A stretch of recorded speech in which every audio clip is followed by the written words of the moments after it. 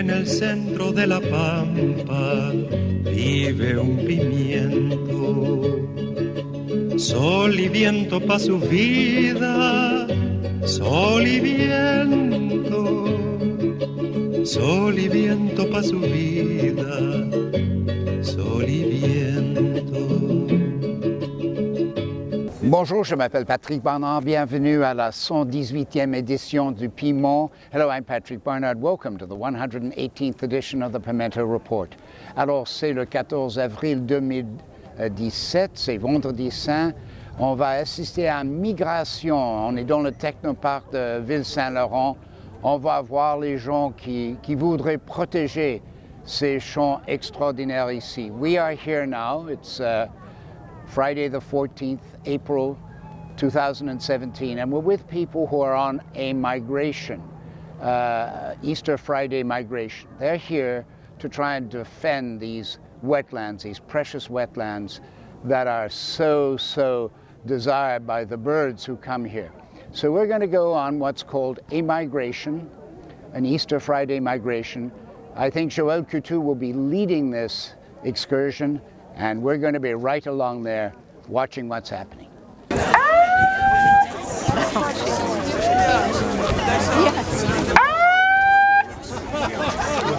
Joël, c'est quoi l'idée de cette migration? Cette migration humaine, Neil Whitehouse, qui m'avait approché en janvier de ce concept-là, puis il voulait faire une activité durant Vendredi Saint. Puis il voulait aussi sensibiliser les gens à côté de l'environnement. Puis je trouvais que c'était une bonne idée, puis on a pensé à ça. Puis lui, il a été touché par la conférence des oiseaux du Technoparc et il voulait amener les gens ici. Puis là, j'ai dit, bravo. Il y a beaucoup de monde. J'ai une question un peu technique. L'autre fois, quand j'étais ici avec vous, il y a eu beaucoup d'oiseaux, plus d'une centaine d'oiseaux différents. Est-ce que c'est aussi grande la population maintenant? J'entends les oiseaux. Oui. Là, présentement, c'est que on commence la migration. Donc là, c'est le fun, la migration commence. Donc, les oiseaux arrivent. Chaque jour, chaque semaine, des nouveaux arrivants, là, ceux qui ont passé l'hiver en Amérique centrale. C'est un peu triste parce qu'ils arrivent et il y a eu un peu de dommages dans le milieu humide. Donc, eux, ils n'ont pas reçu des textes ou des courriels pendant qu'ils sont en Louisiane. Donc là, ils vont arriver, puis qu'est-ce qui est arrivé ici? Puis chaque jour, puis les prochaines semaines, il va y avoir beaucoup d'oiseaux qui vont arriver ici. Donc, je ne serais pas surpris qu'on devrait avoir autant d'espèces, peut-être 80 plus observées aujourd'hui. On entend les oiseaux. Oui. Joël, what is the idea of this migration? Well, this idea was sort of introduced to me by Neil Whitehouse last January, and his concept of having a pilgrimage for people to come. And he was also touched by the lecture I had given. Right. Westmount Park United Church. Yes. Yeah. And so I told him it'd be a good idea, so we decided to do an event. And I said, great, the birds are coming back. Perfect timing, migration, compared to in the winter or in the fall when there's not as many species. Now, this is not a pilgrimage, it's a migration of birds and a little migration of people. Yes. So yes. It's a double migration. A double migration, yes. So everybody, you can notice here, all the group they're all small groups and they're visiting the area. And Now, the Green Coalition is in court requesting an injunction to protect this area. I take it you believe there are very strong environmental reasons to protect these lands. Indeed.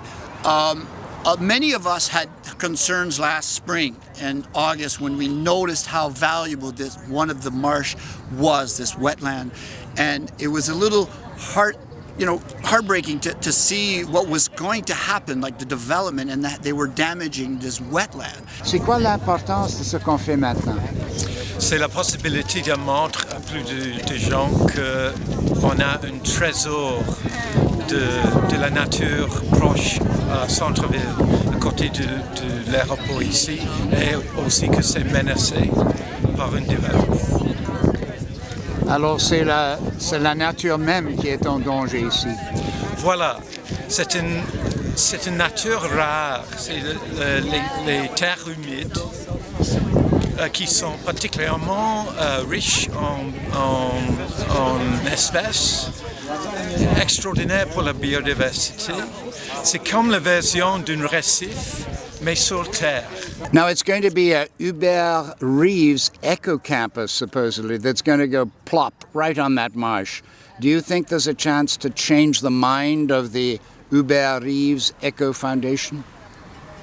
We've tried. I hope so. I think they rushed. I think there was no rush. They could have waited. They could have redesigned their Éco-Campus.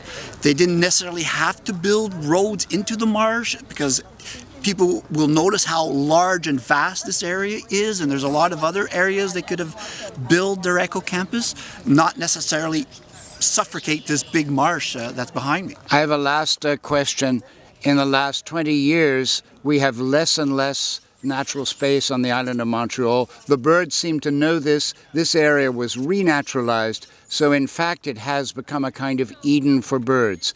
They have known more than we have. Birds are the first indicators of a healthy ecosystem. And this is the number one area on the island of Montreal. There are more concentration of birds here than anywhere else on the island of Montreal. And this was a little dark secret. This is just a couple of years we've discovered this area. Every day on the island of Montreal, we're losing green spaces. So chaque jour, on perd des espaces verts sur l'île de Montréal et les environs. Puis qu'est-ce qui est arrivé, c'est que les oiseaux ils se sont dit, hey, on va s'installer ici. Il n'y a pas personne. Until I came here, and then everybody's here.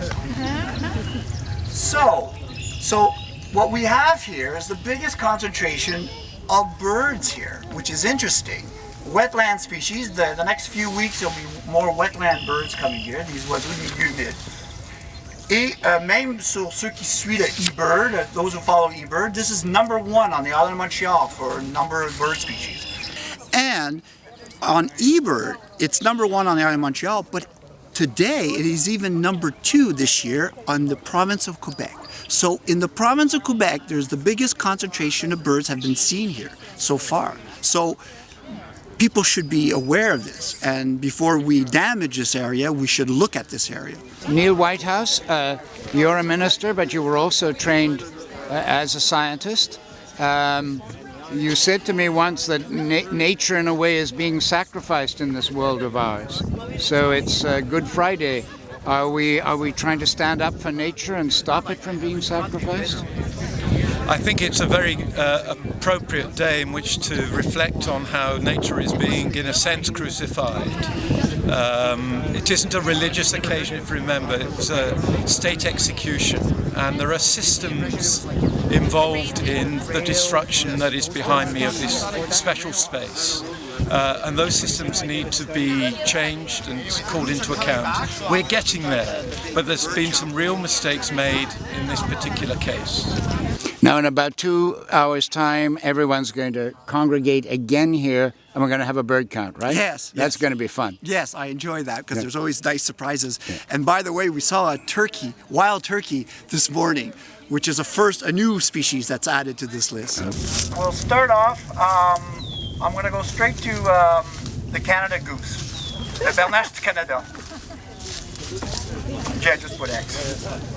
So we have Canada goose. Nobody saw mute swans. Wood ducks, les canards branchus. Okay. Just behind you are some TV people conducting an interview. I would say people are more and more aware of what's happening here. Is that your view of today?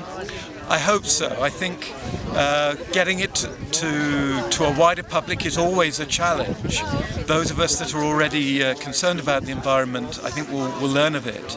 But to get to the wider public takes a great deal of effort because it's always a question of competition with other priorities. The canard d'Amérique, the American widgeon. The American black duck, le canard noir. Oui, okay. Dites oui, des fois je... Okay.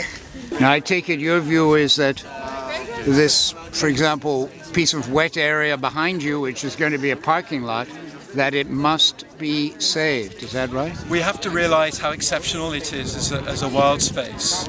Why is it so rich in birds and other species?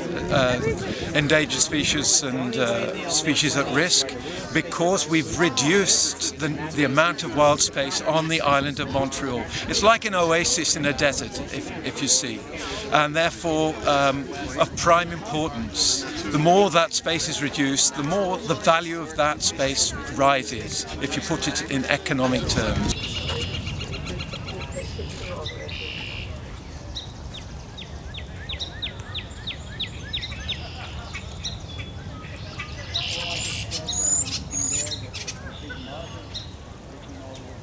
And I'd like to see it developed in a way to make a special nature park.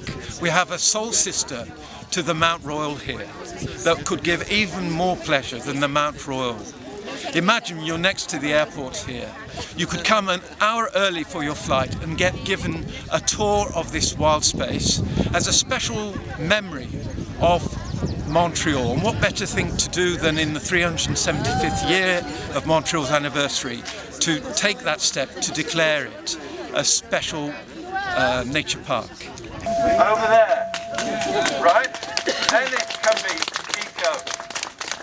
It's a travesty, and in miniature, this is a story of the whole picture. In miniature, it's a big question. So we're asking that question, that we can live differently. On doit changer la façon que notre système fonctionne. Ça, c'est la solution.